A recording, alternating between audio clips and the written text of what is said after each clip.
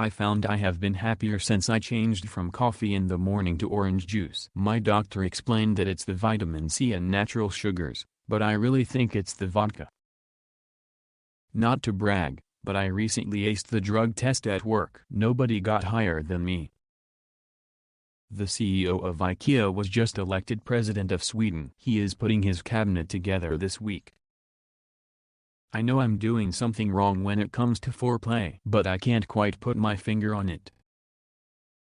Pissed off, a small, balding man storms into a local bar and demands, "Gimme a double of the strongest whiskey you got." I'm so mad, I can't even see straight. The bartender, noticing that the little man is a bit worse for the wear, pours him a double of Southern Comfort. The man swills down the drink and says, "Gimme another one." The bartender pours the drink but says, "Now, before I give you this, why don't you let off a little steam and tell me why you're so upset?" The man begins his tale. "Well, I was sitting in the bar next door, when this gorgeous blonde slinks in and actually sits beside me. I thought, wow, this has never happened before. You know, it was kind of a fantasy come true. Well, a couple of minutes later, I feel this hand moving around in my lap and a blonde leans over, licks my ear, and asks if I'm interested. I couldn't believe this was happening. I managed to nod my head yes, so she grabs my hand and starts walking out of the bar. So, of course, I went with her. This was just too good to be true. He continues,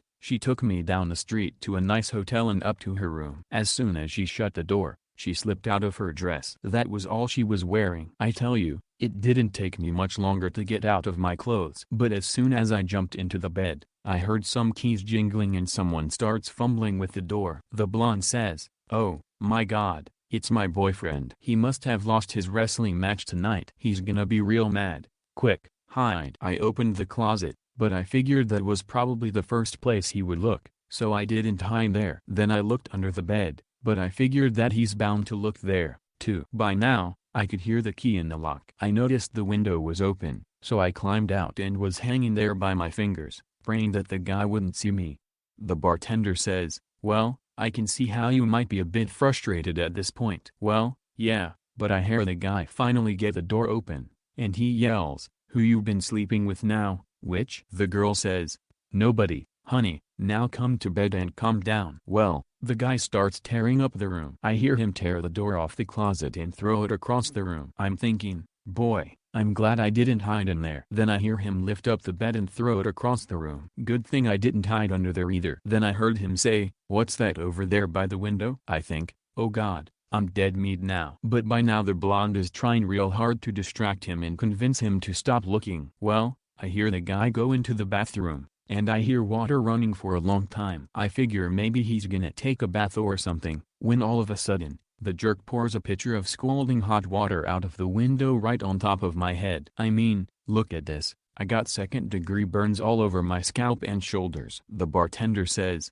"Oh man, that would have pissed me off for sure." No, that didn't really bother me. Next, the guy starts slamming the window shut over and over on my hands. I mean, look at my fingers. They're a bloody mess. I can hardly hold this glass. The bartender looks at the guy's hands and says, "Yeah, buddy, I can understand why you are so upset." No, that wasn't what really pissed me off. The bartender then asks in exasperation, "Well, then, what did finally piss you off?" Well, I was hanging there and I turned around and looked down, and I was only about 6 inches off the ground.